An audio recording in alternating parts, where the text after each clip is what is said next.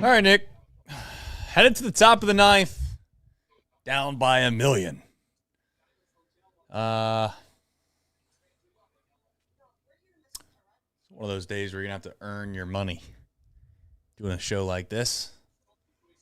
What there is to talk about outside of 10 minutes, I'm not totally sure. Well, that's good because I was going to ask you, do you have 2 topics for the back half of the rundown? Do we need 2 topics for the back half of the rundown? You want me to scrunch it up here today? I got to tell you. I got to tell you. I'll be a leader here. What do you want to say? Just go box/DSC. That opens up one. Yeah. Bro, I'm a pro here. We're okay. Yeah. I've seen you do it before. Reds MiLB up next. There we go. Can't wait to see this update. There we go. You know, we can now. We had to get rid of Reds because that's too much on that bottom one. Just do M. Oh man. This is what happens when you say you're a pro. It comes back to bite We didn't capitalize the L. There we go. Now we're looking professional. Yeah, that looks big league now. I'll say so myself. Big difference between that lowercase I being in there and not being in there, as we found out. Yeah. Absolutely. You know, seems to be a pretty sizable jump here. Yeah. As I've told Nick, I will tell you, I do not have a game on for whatever reason. I purchased the local app, no free ads, that allows you to watch the games, but I chose to put it on. I guess I'll give Prime a free ad here because they need it. I'm assuming. Prime. I ended up putting that app on Prime, and sure enough, Prime app is down right now on my television. So, yeah. I guess they don't let you back in that into anything else. No, you know, if you're stuck, you got to get on the Prime app. Bezos is on his honeymoon right now, I think. So, yeah, my guess is that he's just not. Company's gone to hell. Kind of like when you were on vacation last week. I don't think so. The company was thriving. Reds were winning. It was a great time. Thinking to myself, man, maybe I can convince everybody that was the reason why. All right, I got 13-5, and I have Encarnacion Strand up, CES down 1-2 in the count.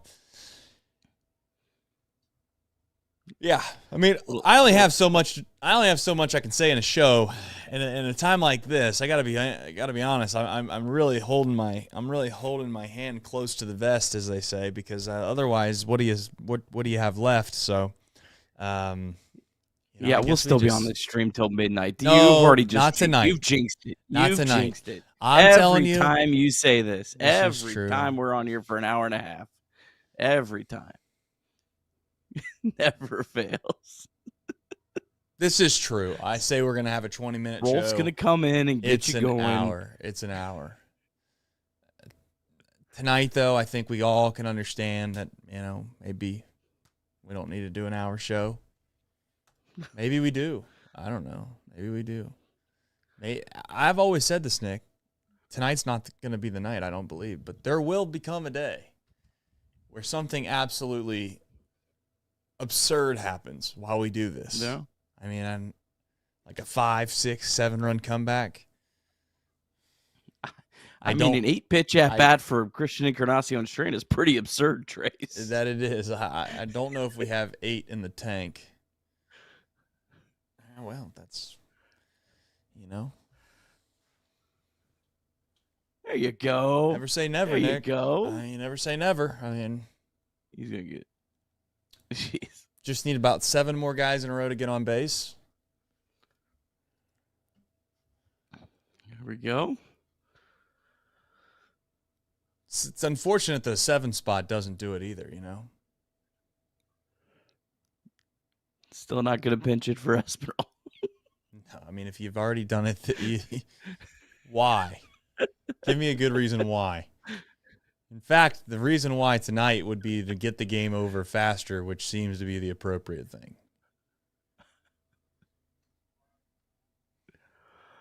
Oh, I have a feeling Santiago Espinal is going to lose his big league job because of how he got used. I think at some point the Reds front office is going to say we've had enough. That's a fair point.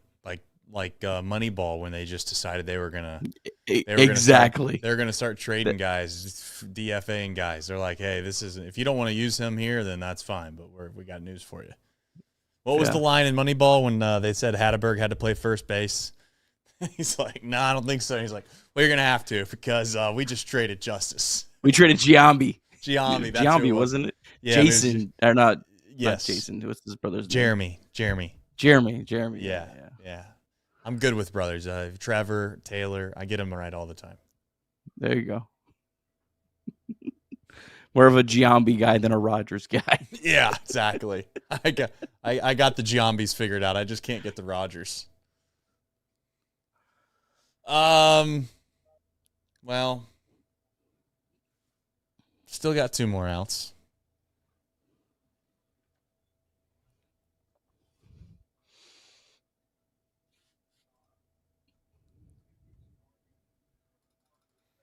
It's nice to see Espinal, though.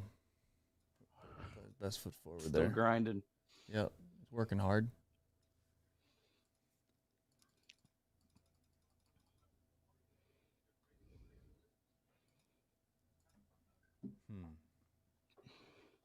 Guess we could talk about the legacy of Tucker Barnhart on the show tonight. Yeah. What happened with Tucker? I should have known, probably. What he officially retired. Oh, did he? Okay. I guess you didn't think he did 5 years ago. I had him retired when he was hanging around the old NASCAR race there. When there was spring training going on. I thought for sure. See this guy walk by, I'm like, oh, I guess he retired because he has like a Sunday afternoon at 1:00. Yeah, and I middle of the Cactus League season. He's still on the roster. The Diamondbacks are playing a split squad game. He was on, and he said, "Screw it, I'm going to the NASCAR race, boys." Yeah. I mean, do you blame him? Tucker was like, listen, man, I'm going to milk this thing as much as I can. I'm going to tell the old coach, hey, man, I've been in this league long enough. Do you think I need to go play a split squad game, or can I go check out this NASCAR race? I got some free tickets, infield passes. I feel like did I see like he just got to that 10 years? I feel like I saw that. They do that a lot. I've noticed. They He did this year. He did. I mean, he did earlier this month. Like he got it till he got to those 10. I mean, that's a big deal, though. I mean, they get like the whole pension and everything. Yeah. I mean, massive deal. But I think it's Tucker for fighting it. Well, I think it's clearly what happens is when you get close enough, I think that there are people that notice that and they allow guys to hang around until they get there. Yeah. Because I mean he wasn't. I mean, let's be honest. His serviceability in Major League Baseball ended before 10 years came about. But good for him. All right, I got 2 outs. Nice sketch out in right field. Trace Red Sox are a very interesting team. So they entered today leading Major League, or not leading, I guess, in last in Major League Baseball in errors, but in defensive run saves and outs above average, they rank well above average. So a very perplexing defensive team. So they make good plays, but they seem to make more errors on the routine plays than usual. But their great plays seem to outweigh the errors. Yeah, you may not believe it. Their offense is probably a little inflated numbers wise because that included Devers and Bregman, but their defense is probably the other way where it's probably better because they obviously got rid of Devers, although he wasn't playing a whole lot in the field, I don't think. Was he playing first base? I don't even remember. Maybe he wasn't. Still got an out left, Nick. Gonna have to update the rundown there. Oh, You're gonna have to update the bar. Matt McLean, you son of a. Gonna have to get yourself that 13-6. Yeah, and I'm on the old social graphics. So I got to go change that too. Thanks, McLean. Appreciate that, brother. Had that all ready to go. All ready to go. Yeah. Well, McLean decided he wanted to get a big hit. Watch Elly hit one over the wall here. Is that 3 hits for him Today? Matt McLean, 3 hits. 3 for 5. Run scored, 1 strikeout, 2 RBIs for Matt McLean.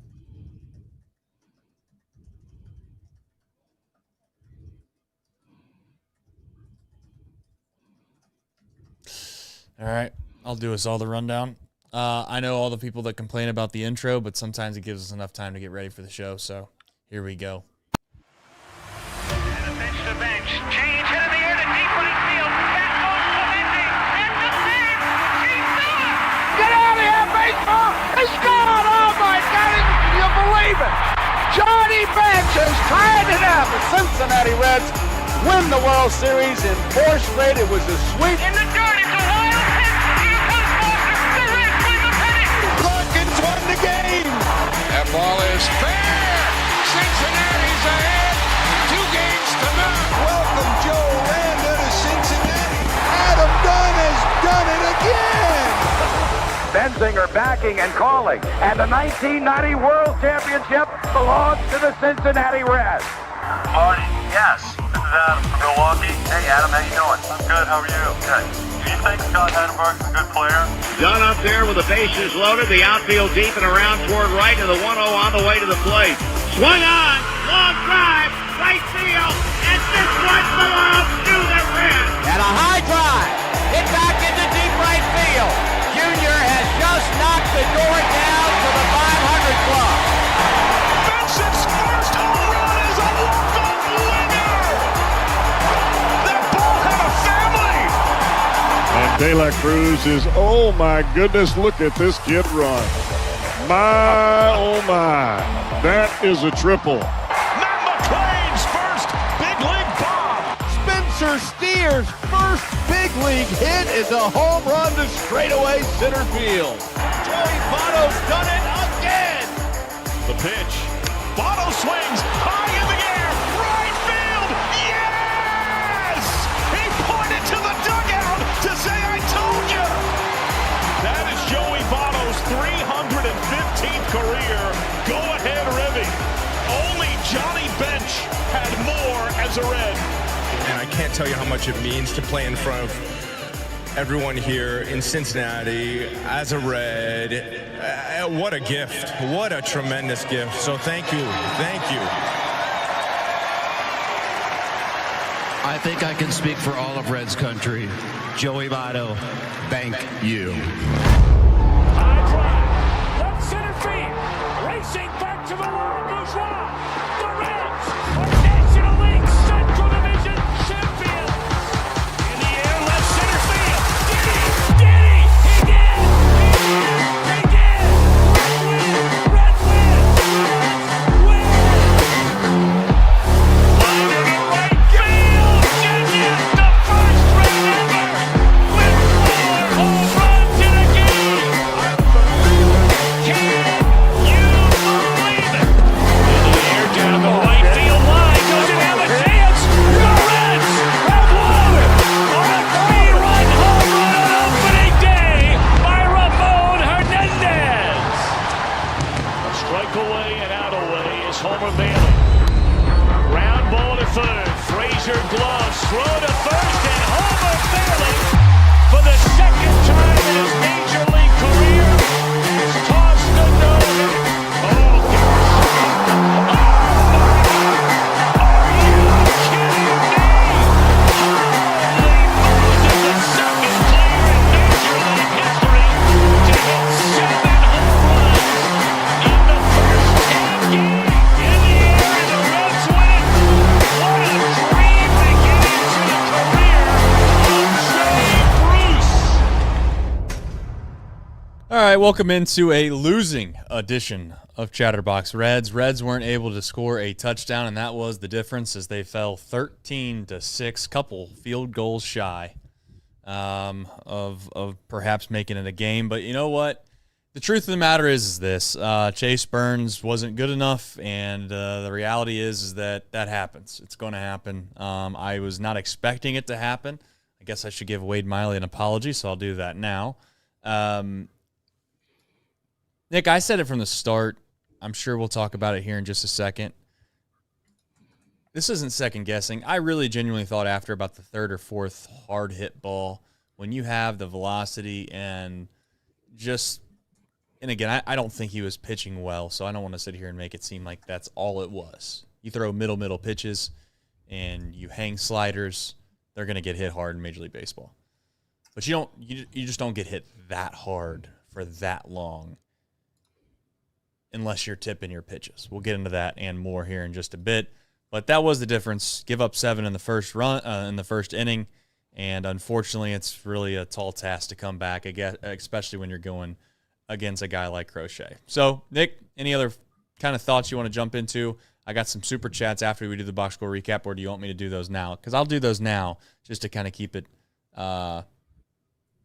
clean, as they say. Jacob Doyle says, can we win the next 2? That's the goal, Jacob. That's the goal. In fact, I would argue, and I'm sure I'll say this again here in just a moment while we're kind of in the podcast form, if you want to call it that. I think, and people might sound crazy for saying this out loud, but I think you avoid being swept here in Boston, and you can kind of leave town feeling okay about it. Not suggesting that you don't want to win the next 2. Clearly you do.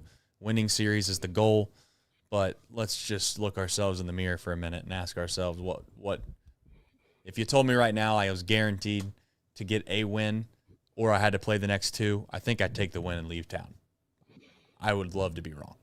Dunny17 says, the stats don't tell Hines' story.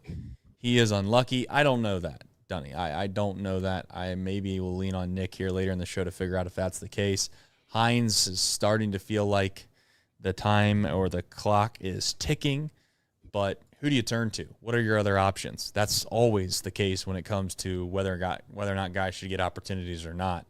It's always been my philosophy is what's the next best chance of putting someone else out there.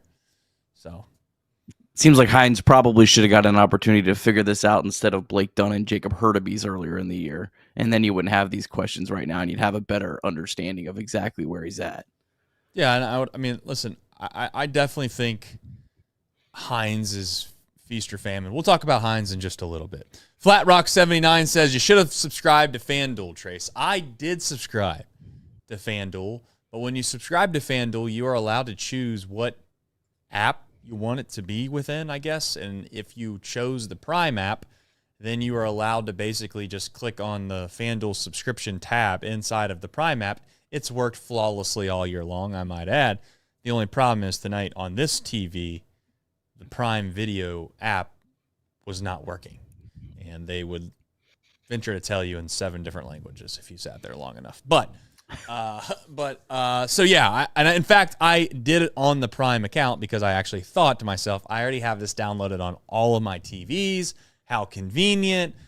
Probably a much higher likelihood that this app on Prime is going to work much better than FanDuel's. I guess I'm the fool for thinking that. Dylan McGill says McClain really needs to clean it up. I get as bad as better, but I feel he ruined Chase's start. I don't feel that way, Dylan. We'll talk about that in just a bit. I don't feel that way.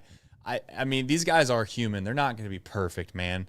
And he's played pretty solid defense. He made some great plays on Sunday, if you don't remember. It was a diving play that he made that, in my opinion, was kind of like nobody made a big deal about it because it was Matt McClain. Now, again, I'm not suggesting that it didn't affect Chase Burns at all, but I'm not going to sit here and act like the absolute piss missiles that were getting launched all over the yard against Chase Burns was because of Matt McClain. Now, do I think that he in fact, I would say this. Out of all the guys in the field, Nick, including Chase Burns, that felt maybe the worst, Matt McClain is probably up there. I don't know if it was as bad as Chase Burns felt, but it's probably pretty damn close because there's nothing worse as an infielder to make an error and feel like you could have not only helped but gotten your young pitcher or someone that you know on the mound that might not feel as confident, and you feel like you kind of put them in a bad spot, and then it just snowballs after that, and you do feel like it's your fault as an infielder when you can't get outs for your pitcher. I just don't think it was. That's to be clear. I don't think it was. It could have helped, no doubt. A double play could have helped, but I'm not going to sit here and be like, well, you know, Matt McLean this, Matt McLean that, and Chase Burns was getting lit up, man.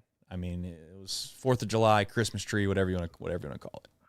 It was just unfortunate. I mean, Matt McLean's probably of all the infielders you could hit the ball to for a double play, I'd want it to probably be Matt McLean right now. Maybe even more than Elly at this point in time. Yeah. So it was an unfortunate situation. He made a bad play.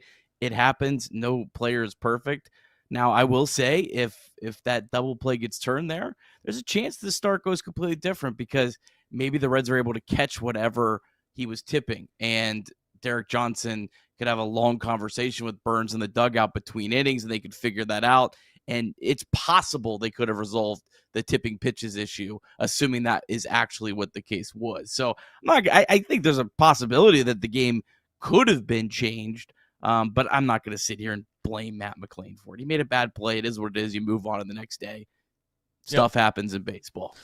That it does. Let's do the box score recap, and then we'll obviously get into all that and more on this show. But first, we'll run you through it if you didn't get a chance to see it. And to be honest with you, it's a long-winded way of saying the Reds got smoked, but there was maybe one inning that mattered more than the others.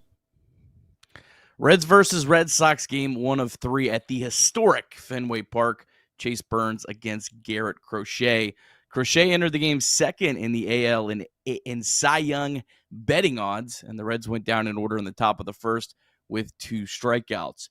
Chase Burns walked the leadoff hitter, Jarren Duran, but then got the next batter to hit a weak ground ball to Matt McLean for a possible double play.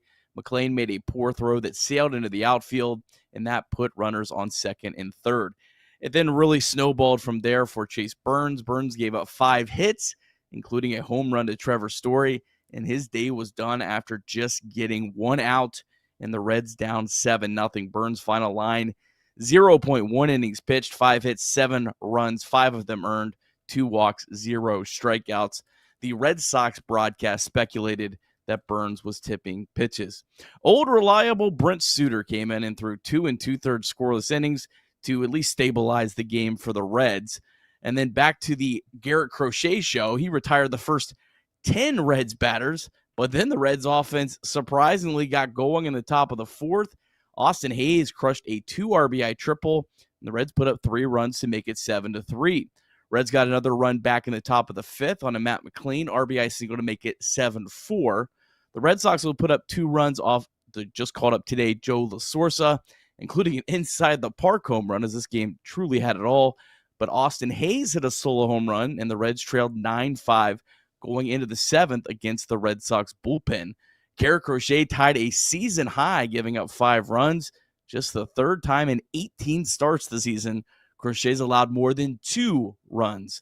But the Red Sox bullpen shut down the Reds offense the rest of the way, and Connor Phillips gave up a grand slam, and the Reds ended up falling 13-6. Reds did put up a run in the top of the 9th.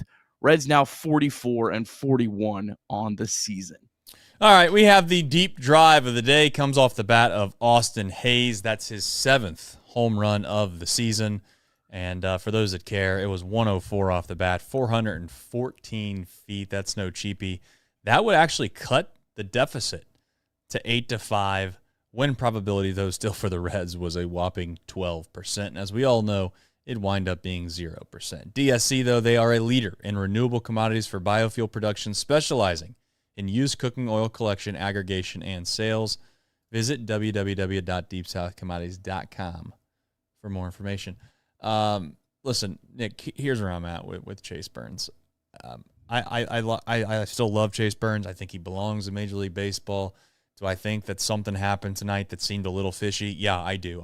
I immediately, as soon as you go 92 off the bat, 98 off the bat, 106 off the bat, 103 off the bat, you're starting to play with statistical anomalies that seem almost impossible to have happen to you, especially when you factor in just the stuff that Chase Burns have. Do I think that it's impossible for him to get hit this hard in Major League Baseball? No, I don't. But I don't expect that many guys in a row to see the ball well enough to hit the ball that hard. And the only way that I think that happens in Major League Baseball is if you tell an incredible athlete what's coming. And this isn't even like me. I didn't even need to see the Red Sox players talking to each other. I don't need to see some video evidence that he was tipping his pitches. It's right here, in my opinion. The proof's just directly on the piece of paper that's sitting in front of you, man. 92, 98, 106, 103, 101, 104, 108.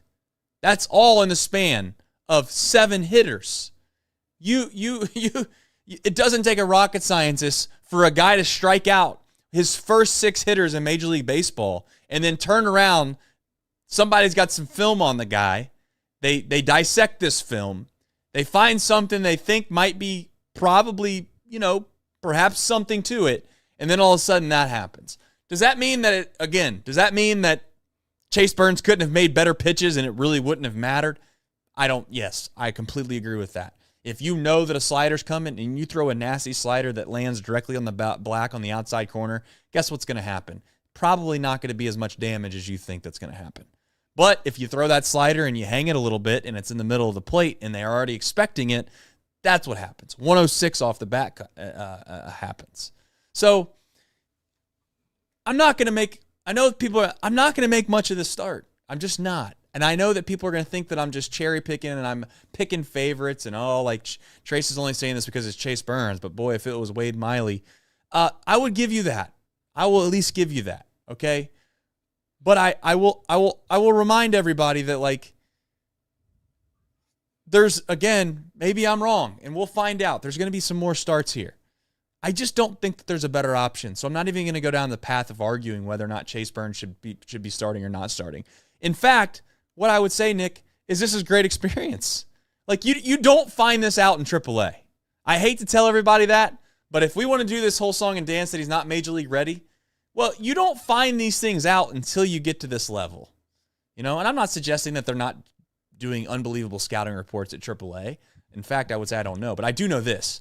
They're not going that deep into the well at AAA to figure out whether or not a guy's doing this or that. But in the big leagues, they do that. So that's my thought. You give up 7. It was a tough start. Maybe if McLean makes a play, it goes better. But I'm not going to blame McLean. This is all, in my opinion, on Burns. He's got to figure out what the situation was of how he was tipping those pitches, whether or not people were speculating how high his lead elbow was or how high his leg kick was in regards to a slider versus fastball. I don't know exactly what it was. Maybe John Boy will have it in a couple days. Shout out to him. I don't know. But I do know this. It is what it is. I'm moving on. That's how I feel about it, Nick. You pretty much said everything I was going to say there. Yeah, I mean, I agree completely. I mean, you're not going to learn these things at AAA. I don't think the Woo Sox are doing as much deep dives into Chase Burns to find out his what pitches he's tipping, and there's certainly not the same cameras and whatnot. And the Red Sox, I believe they have one of the biggest analytical departments in baseball, and that was a team that came in desperate for anything, and they were working hard. And credit to them, man. I think they clearly found something out, and they exploited it. But starting at AAA, he's not going to work through that. So hopefully the Reds can. Hopefully it's a quick fix. That's what I hope it was. I hope the Reds are able to say, "This is exactly what you're doing. We find it out really quick, and you move right along." Because then he'll be fine his next start. If it's something a little more deep into the weeds that maybe they don't see right off the bat, then I guess even then, though, maybe not everyone else will know it either. So I don't know. Right. But it's good. It's fine. He'll move on. He'll learn from this. He'll be better. It's weird. I when it happened, I was kind of like, well, you know what? This is a great night to get absolutely shelled. And sure enough, the Reds ended up putting up 6 runs off of Crochet. Having said that, I'm not sure the Reds put up 6 runs off Garrett Crochet if it's a 1-0 game either. I don't think that the same result the same game plays itself out. Right. But it's funny how baseball works because whatever. This is the best night you could possibly get shelled. And then the Reds put up 6 runs, and it's like, well, that killed that point. No doubt. I thought that myself. I thought Crochet was going to probably throw like 8 innings, maybe 2-run baseball, and you're going to be like, all right, we weren't going to win anyways based off the fact this team can't hit left-handed pitching. And then this is how stupid this game is and how stupid what seems like this team is at times. Of all the left-handed pitchers in the world to pick on, to actually find a way to crack through and score some runs off of, they decided to maybe arguably the best left-hander in Major League Baseball. If it's not him, then it's Skubal, but whatever. You can fight amongst yourselves on who you think's the best. It doesn't matter. I'd say this. It's definitely the best left-handed pitcher they've faced all year long because I think they missed Skubal when they went to Detroit. So it is what it is. At this point, you tip your cap. I mean, I love it. In fact, as someone that enjoys baseball, the nuances of all of it, I think finding out just the ability to figure out what somebody might do to tip a pitch is a part of the game. It's great. I know there might be someone that's like, well, that's, there's something that's not right there. As long as they're not using video signals and maybe they're not tapping into wires and things of the nature that there was another team formerly that was accused of, I'm okay with it. If the first base coach, which I've been told, supposedly John Boy's already done a feature on with the Red Sox on him being able to be very good at figuring out little tendencies that guys do. Maybe he figured out Chase Burns, but at this point, he wasn't good tonight. He gets another opportunity soon. He's healthy based off of what I know. And I'm thankful, last point I'm going to make, I am thankful the Reds pulled him after whatever 30-odd pitches. It was not going to go anywhere, and there's no point in trying to extend him out in a baseball game that you felt like you had no chance of winning. So you get beat sometimes. We got beat tonight. Maybe save some innings for Burns this year. Yeah, there you go. Listen to Mr. There's the optimistic Nick. There he is. I found an article. The Red Sox using AI for some of their analytics and whatnot this year, and I mean that makes it even tougher, for tipping pitches if you're battling AI to find anything. So. I will say this though: the Red Sox are now 24-19 at home this year, 18-25 on the road. So we'll keep Chat MLB perked this series. Yeah. Who knew that Chat MLB one day was going to be the saving grace of figuring out exactly everything you need to know when guys are tipping pitches or not? Who knows? I did have another quick business idea for those that want to take it on. I was thinking to myself today, it would be really, really, really wise of somebody at some point to use AI to have a broadcast team when they're speaking into, obviously into the microphones. It goes into a system that automatically listens to them while they're broadcasting. And if they bring something up that they're either not sure about or they bring up anything that's even relevant to a situation, it immediately spits up on a screen a bunch of just quick bullet points, facts or stats about that situation. That's a big league business idea. I'm sure that someone's already working on it right now, and I'm not smart enough to figure out how to do that. But I think that has some pretty good merit. Because just saying, would that be nice? It'd be nice on a show like this. I'll tell you that. You got a screen right there, and you're just like, yeah, I'm not sure how many innings he's pitched all year, and then all of a sudden, 2 seconds later, boom, it tells you. That would be nice, but we're not there yet. Chat MLB, that's what we'll call it. Anything else that you need to run through on Chase Burns before we move on? No, I can confirm the Reds radio uses a little bit of AI. We'll move on. Okay. Are you saying that are you suggesting? All right. Are you suggesting that they're already using my system, or you're saying it's manually done at this point? That's what you're saying. All right. Fair enough. Reds offense. Oh man, I can't with you sometimes, dude. Reds offense. I quickly, I'll just say this. I think we just touched on it a little bit with Chase Burns in the Crochet situation. It was nice to see they cracked through. If nothing else, I'm not going to sit here and play, hang the banner on the idea that they might have, at least cracked into the bullpen a little bit tonight. But they did. They made this a baseball game for a short amount of time. I know 13-6, it looks like there was never a chance in the world that the Reds were going to win, if you look at it at first glance. But they made it to where they felt like they had a puncher's chance, and they required the Red Sox to bring in some arms. Again, whether that matters over the course of the next 2 days, I don't really know. I'm not going to sit here and act like it does. But maybe more importantly, it's nice to see the Reds offense scratch out 6 when you felt like they were probably destined to score 2. Well, I mean, I think the biggest takeaway for me is how big of a difference Austin Hayes and a good Matt McClain makes against left-handed pitching.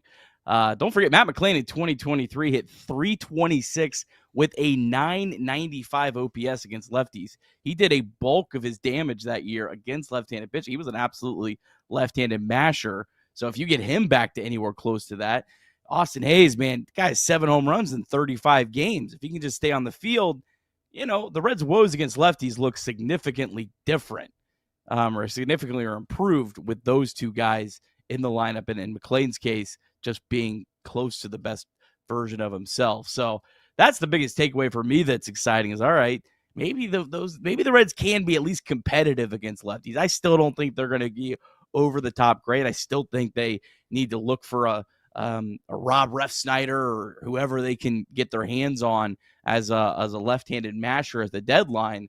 But one left-handed masher isn't going to fix all the problems either.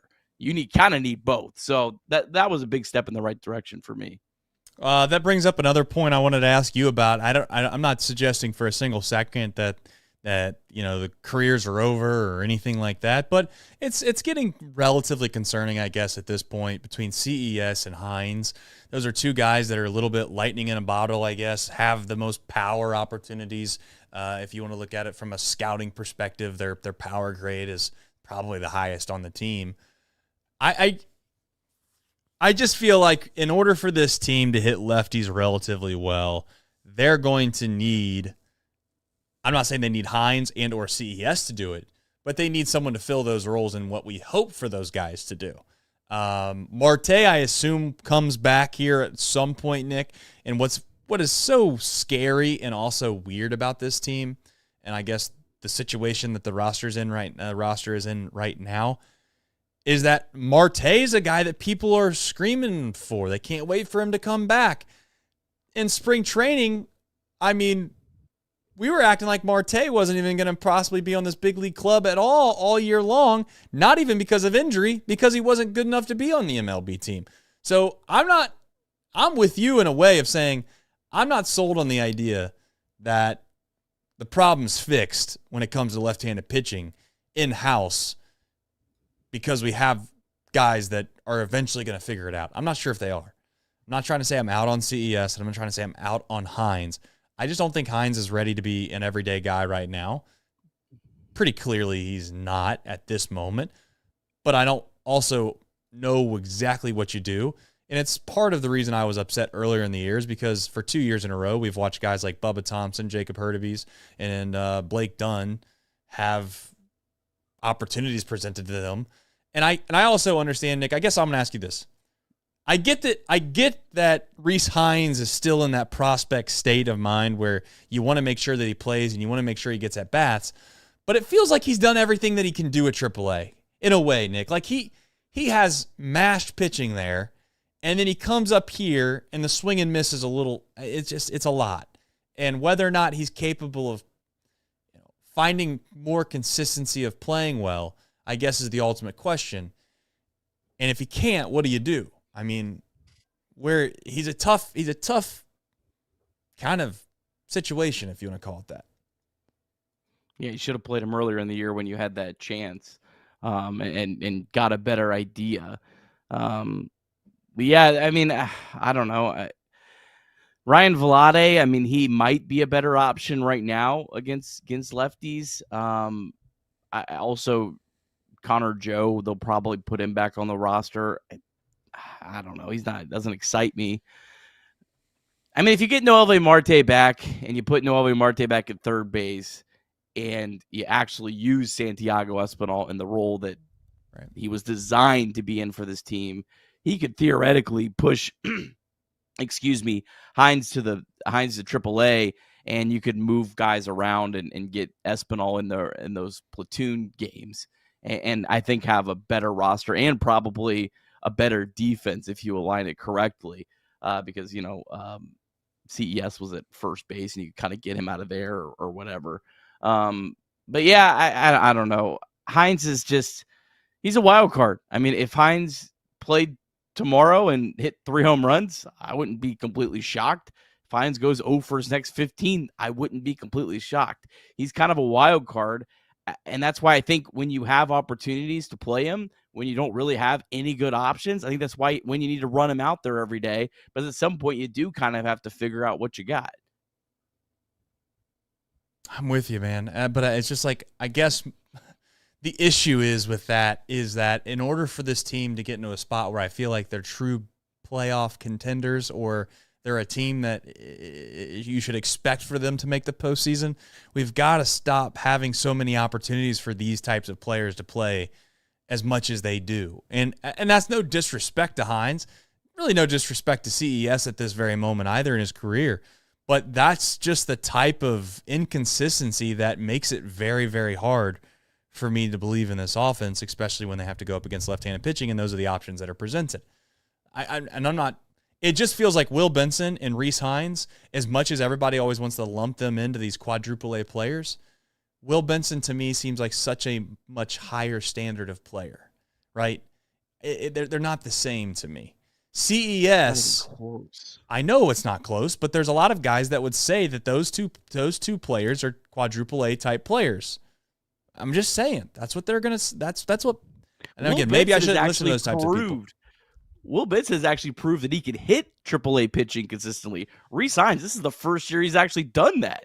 Last year he was terrible even against AAA pitching. So Will Benson is heads and shoulders above, and he's probably heads and shoulders above of CES too at this point. He's definitely heads and shoulders above CES. Listen, CES has done everything, and so has Rhys Hines, in my opinion, done everything this year and or in their career to showcase that AAA is just not a big enough of a test for you to sit here and be like, let's see how they do in AAA to figure out if they deserve another big league opportunity. They're here. The question is whether they can do something while they're here or not. Maybe it's unfair to judge CES this early in his career, on maybe the merit of what he's done so far. But again, when you start to crunch the numbers and you start to try to find where can these guys go and play, when you add Marte back, you have a healthy Austin Hayes. Spencer Steer's starting to play better.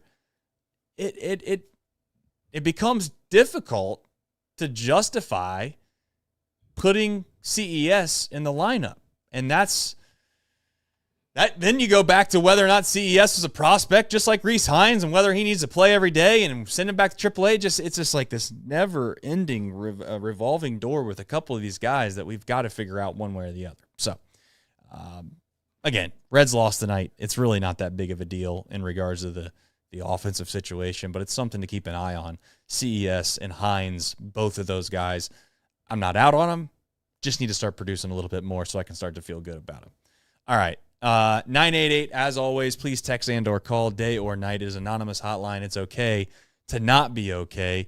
You can also visit mantherapy.org. That's mantherapy.org to get any help on a whole plethora of things that might cause some issues. I just like a coach might need some tips to a player. Perhaps they're tipping a pitch here and there. Man Therapy is very much a place you can go to get some help in that same space. Flying Lion, an FC podcast debuting on Chatterbox Sports Tuesday morning. Sam and Ryan will have a weekly show and short recap episodes for each match on Chatterbox Sports and the YouTube, and of course the Flying Lion podcast feed. I guess at this point, I hate to tell everybody this. I don't have much else to say. Let's watch tomorrow's game. Let's hope we can find a way to win. I don't want to go too far down the beaten path here. I know we have a little who, what, when, where, and why coming up. It's a better outlook. It's a better outlook. We can, in my opinion, we can feel good about perhaps finding a way to win tomorrow, and then you have a chance to steal the series on getaway day, which would be amazing. But the main thing, and I'll continue to say it, Nick, don't get swept. You've worked too hard to get all of these games back to give it all back in one series. So find a way to win tomorrow, and we'll look forward to it. All right, we got a little MILB, as always, for those that are looking for maybe a little more in-depth MILB. You can always listen to the podcast form in the morning. But for the time being, Nick has you ready to go on this Monday when not a whole lot of MILB out there. Yeah, we did have the Dominican Summer League early today. The DSL Reds beat the DSL Braves 7-4, and the DSL Rojos fell 8-6 to the DSL Brewers Gold. Jervin Moriallo 1 for 3 with 2 walks. Nabel Mariano 1 for 5.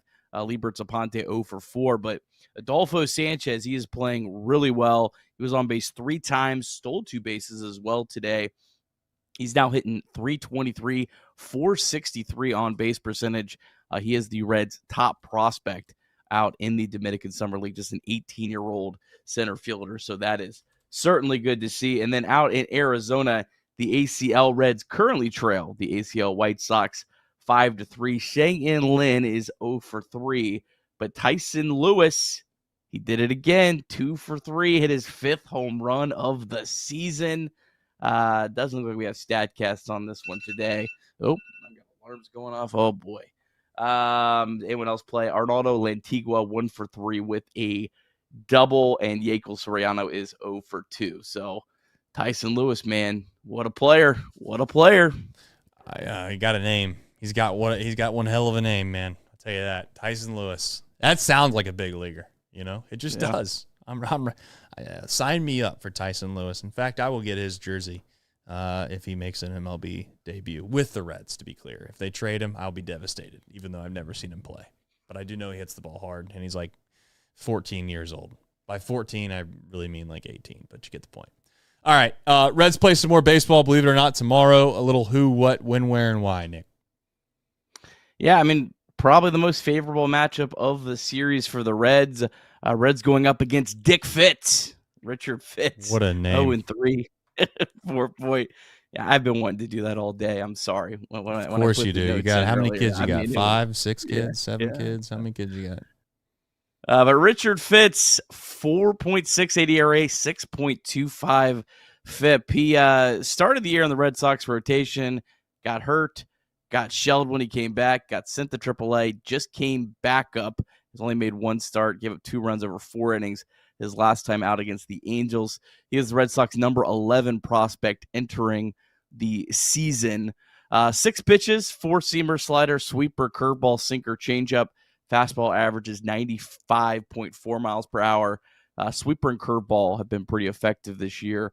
Both pitches, batters hitting under 200. Fitz obviously has never faced the Reds before.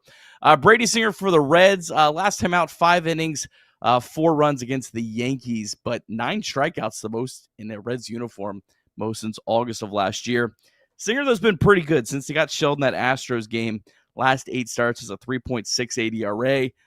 Against the Red Sox, though, he was 0-2 with an 8.64 ERA, so looking for hopefully a little bit of revenge.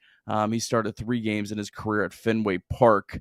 Toro is 3 for 9 with 2 doubles off him. Duran 2 for 8. So big start for Brady Singer tomorrow. I think the Reds really need him to step up, get a big start.